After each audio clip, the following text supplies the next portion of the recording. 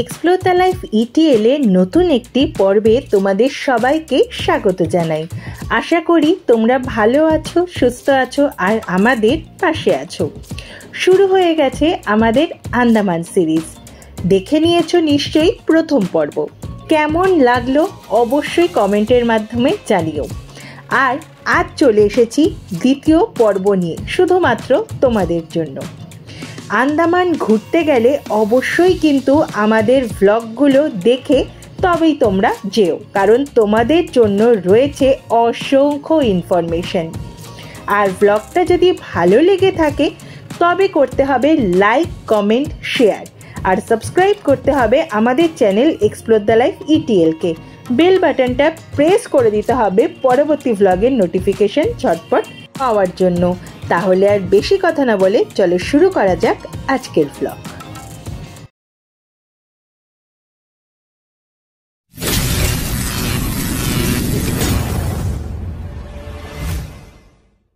তোমাদেরকে একটা গল্প বলা শুরু করেছিলাম আমি। আবার ফিরে এলাম সেই গল্পেরই দ্বিতীয় পর্ব নিয়ে। কন্টিনিউ কিন্তু আসতে থাকবে আমাদের আন্দামান ব্লগ, থাকবে প্রচুর ইনফরমেশন, তাই ব্লগটা কিন্তু একদম স্কিপ করো না। চলো শুরু করে দিই আজকের গল্প। এখন বাজে সকাল 7টা আর আমরাও বেরিয়ে পড়েছি আন্দামান এক্সপ্লোর করতে, অবশ্যই লাগেজ সাথে নিয়ে, কারণ আজ পোর্ট ব্লেয়ার শহরটিকে টাটা করে চলে যাব আমরা হ্যাভলক আইল্যান্ডে। তার আগে ঘুরে দেখে নেব চিড়িয়া টাপু। চলো দেখে নি চিড়িয়া টাপু। আর কি দারুণ দৃশ্য, দেখতেই পাচ্ছ। কখনো কখনো জনপদ আর কখনো কখনো জঙ্গলের মাঝখান থেকে ধীরে ধীরে আমরা পৌঁছে গেলাম চিড়িয়া টাপুতে। আর এই দিকেই দেখতে পাচ্ছ চিড়িয়া টাপুর জু। যদিও আমরা জুতে যাইনি, আর জু খুলবে কিন্তু আরেকটু পরে, সময় বেশি নেই, তাই ছোটোখাটো কিছু জিনিস আমাদের অবশ্যই স্কিপ করতে হবে। আর তোমাদের কাছে যদি সময় থাকে অবশ্যই কিন্তু তোমরা জুটা ঘুরে দেখে নিতে পারো। সামনেই দেখা যাচ্ছে চিড়িয়া টাপু। এই চিড়িয়া টাপুর মেন আকর্ষণ হলো সানসেট। সূর্যাস্ত এখানে দেখা যায় দারুণ করে। সূর্য মামা ধরা দেয় এখানে এক দারুণ রূপে বাড়ি যাওয়ার আগে। কিন্তু ওই যে বললাম, সময় আমাদের হাতে বড় কম, তাই এখানে আমরা চলে এসেছি একদম সকাল সকাল। কিন্তু তার রূপটাও ছিল কিন্তু অসাধারণ, বেশ সুন্দর। সেই রূপই ধরা পড়েছে আমাদের ক্যামেরার আনাচে কানাচে। চলো ভাগ করে নিই চিড়িয়া টাপুর অসাধারণ দৃশ্যপট তোমাদের সাথে।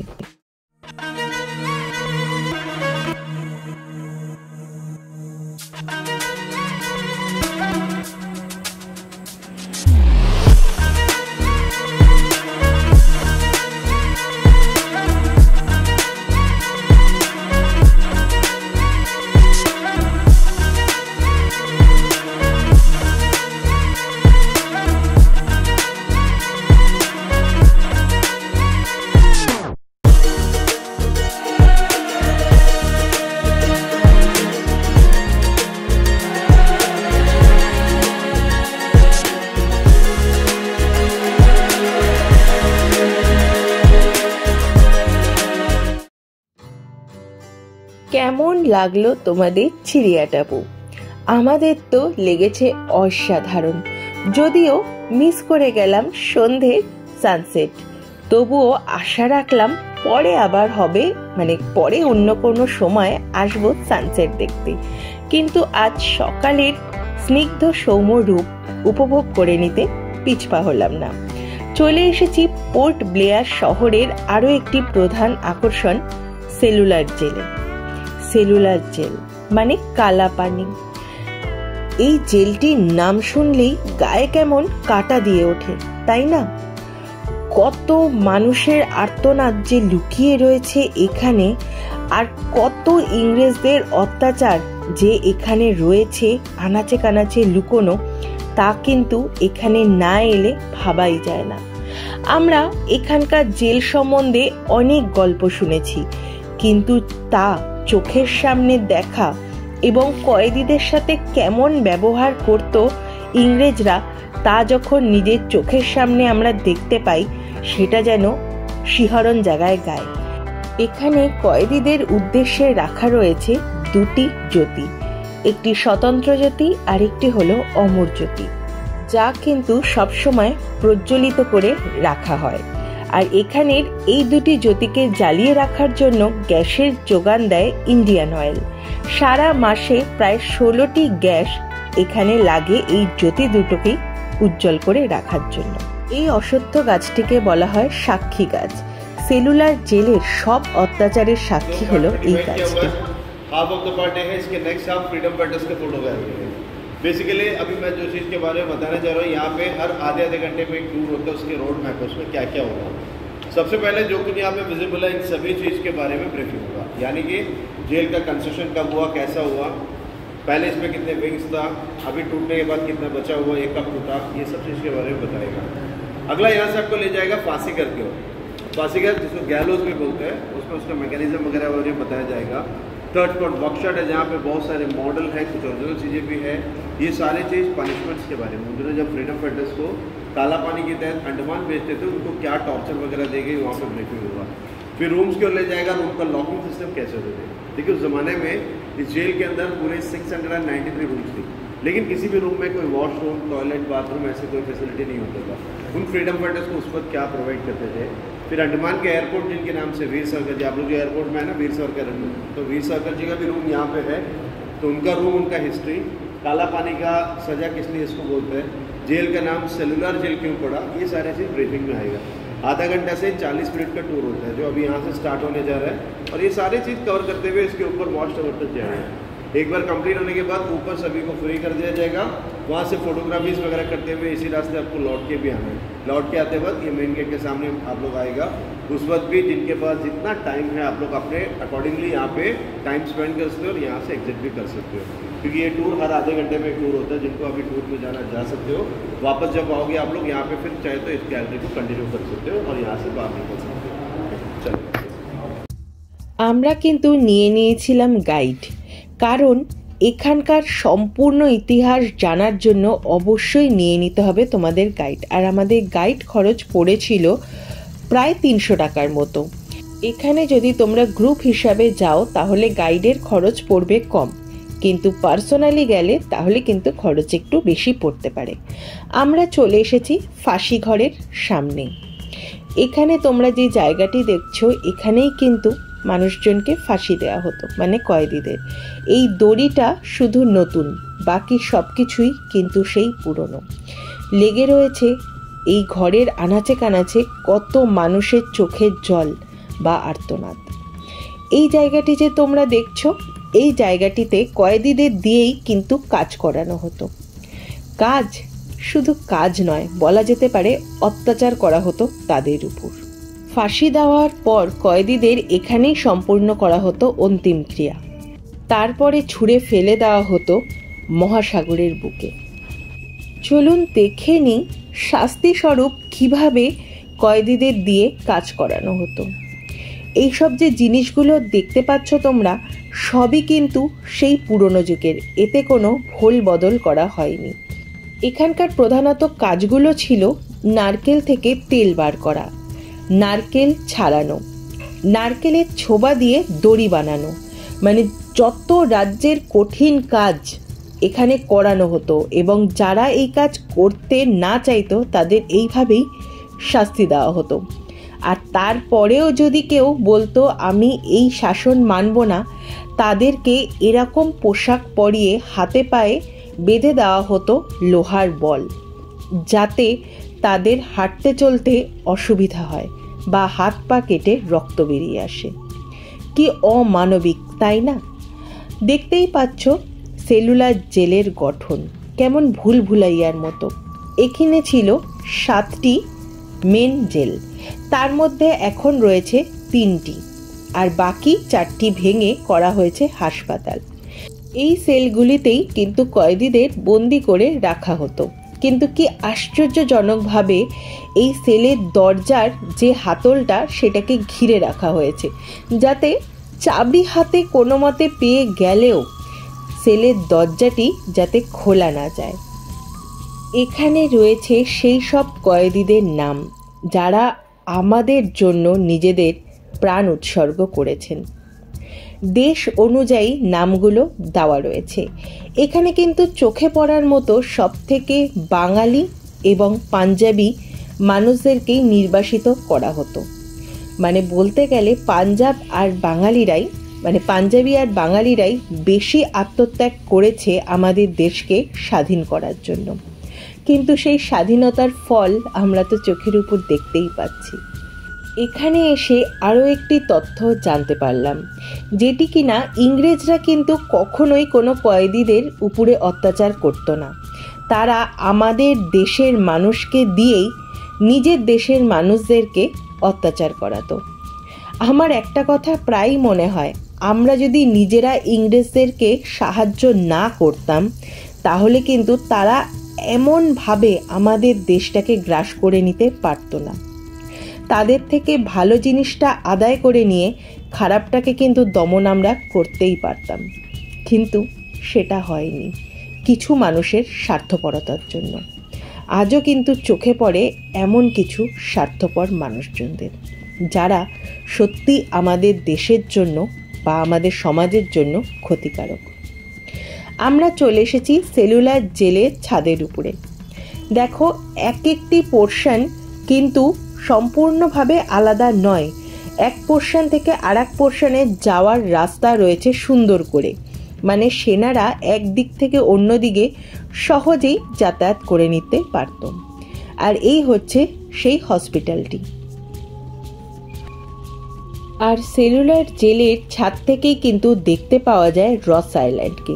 মানে ইংরেজরা এত বুদ্ধি খাটিয়ে এই আইল্যান্ডটিকে চুজ করেছিল যাতে নিজেরা সর্বদা এই আইল্যান্ডের উপর নজরদারি চালিয়ে যেতে পারে আর নিজেরা রস আইল্যান্ডে বসে আরামসে দিন যাপন করতে পারে।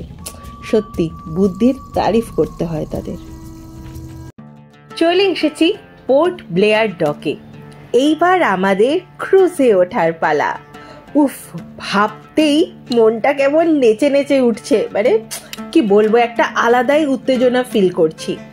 গ্রিন ওশানে ছিল আমাদের টিকিট, আর পার হেড টিকিট প্রাইস পড়েছিল 1100 টাকা। আজকে আমাদের ইনি হচ্ছেন সফর সঙ্গী, আমাদেরকে নিয়ে যাবে মহাসাগর পাড়ি দিয়ে হ্যাভলক আইল্যান্ডে। আর হ্যাভলক নামটা শুনলেও মনটা তো দিল গার্ডেন গার্ডেন হয়ে গিয়া গাইতে থাকে, কারণ হ্যাভলকেই আমরা করে নেব সব রকমের ওয়াটার অ্যাক্টিভিটি, বিশেষ করে স্কুবা। আমরা যারা কিনা এখানে ঘুরতে আসি আন্দামানে, তাদের মেন উদ্দেশ্য থাকে অবশ্যই আশপাশটা ঘুরে আন্দামানকে এক্সপ্লোর করার।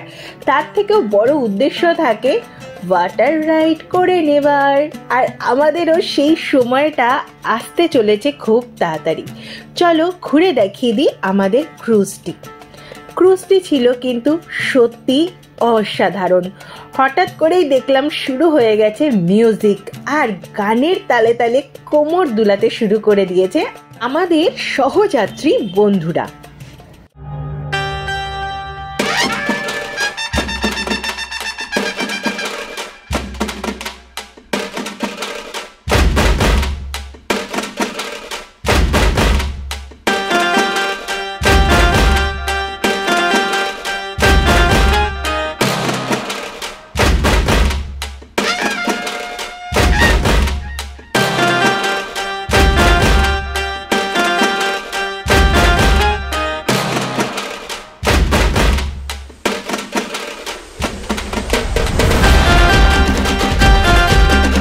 গানের তালে তালে কোমর দুলিয়ে নিলাম আমরাও, কিন্তু মিউজিকটা কপিরাইটের জন্য শেয়ার করতে পারলাম না তোমাদের সাথে।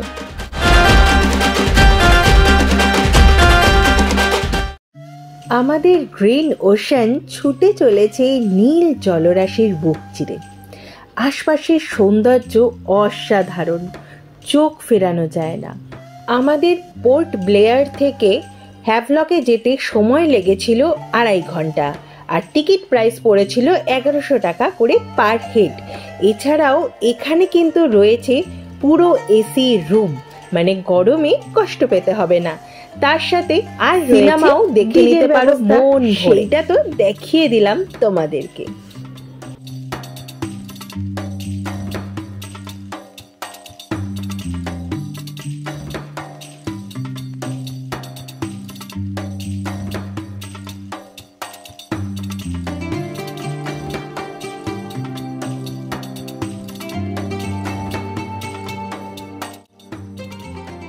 দেখতে দেখতেই পৌঁছে গেলাম হ্যাভলক আইল্যান্ডে।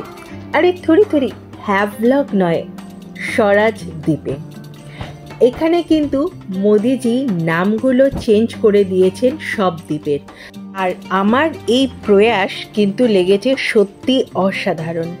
একসময় যাদের রক্তে রেঙে উঠেছিল আন্দামান দ্বীপগুলো, তাদের নামে বা সেই স্বাধীনতা সংগ্রামকে মাথায় রেখে যে নামগুলো করা হয়েছে প্রত্যেকটি দ্বীপের, সেগুলো সত্যিই কিন্তু অসাধারণ।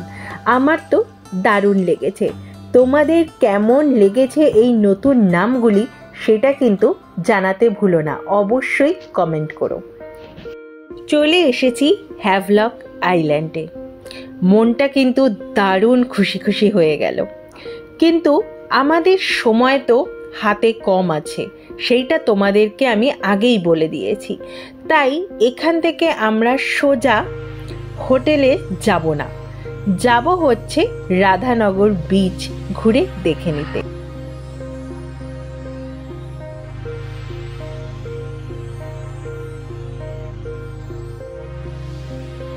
পোর্ট চত্বর ছেড়ে বাইরে বেরাতেই দেখে নিলাম অসাধারণ দৃশ্যপট।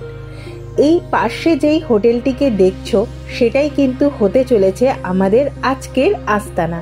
কিন্তু ওই যে আস্তানাতে গিয়ে রেস্ট নেওয়ার সময় কিন্তু আমাদের হাতে নেই, তাই আগেই আমরা চলে যাব রাধানগর বিচে।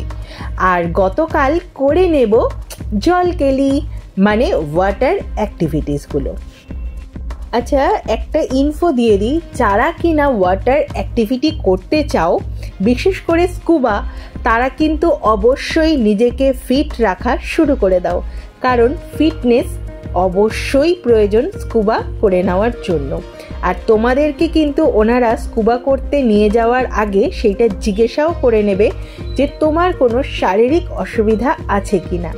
তারপরেরটা তো তারপরেই বোঝা যাবে তোমার ভাগ্যে স্কুবা আছে কি নেই, সেটা ডিপেন্ড করবে তোমার শারীরিক কন্ডিশনের ওপরে। চলে এসেছে হ্যাভলকের প্রথম ডেস্টিনেশন রাধানগর বিচ। হ্যাভলকের সব থেকে উন্নত বিচ হলো এই রাধানগর বিচটি। চলো দেখে নিই এর প্রাকৃতিক সৌন্দর্য। এখানে এত মানুষের ভিড় দেখে আমার চোখ তো চড়ক গাছ, মনে হচ্ছিল এসে পড়েছি দীঘা বা পুরীর সমুদ্র সৈকতে। কিছুতেই ভাবতে পারছিলাম না এটা আন্দামানের রাধানগর বিচ। আর এখানের প্রধান আকর্ষণ হলো সূর্যাস্ত দেখা, তার সাথে অনেকেই করে নিচ্ছে জলকেলি বা ওয়াটার রাইডগুলো। চলো দেখিয়ে দিই এখানকার প্রধান আকর্ষণটি। এরপরেই আমরা ফিরে গিয়েছিলাম আমাদের আজকের আস্তানা অর্থাৎ আমাদের হোটেলে, এবং গতকাল করে নিয়েছি সব ওয়াটার অ্যাক্টিভিটি। সেইগুলো আসবে নেক্সট ব্লগে। তাহলে আজকের ব্লগটা ভালো লাগলে লাইক, কমেন্ট, শেয়ার করো, সাবস্ক্রাইব করো আমাদের channel explore the life ETL. আজ এই পর্যন্ত, দেখা হচ্ছে পরবর্তী ব্লগে। দিনে একলা ঘরে থাকে না তো মন, কাছে যাব কবে পাবো ওগো তোমার নিমন্ত্রণ।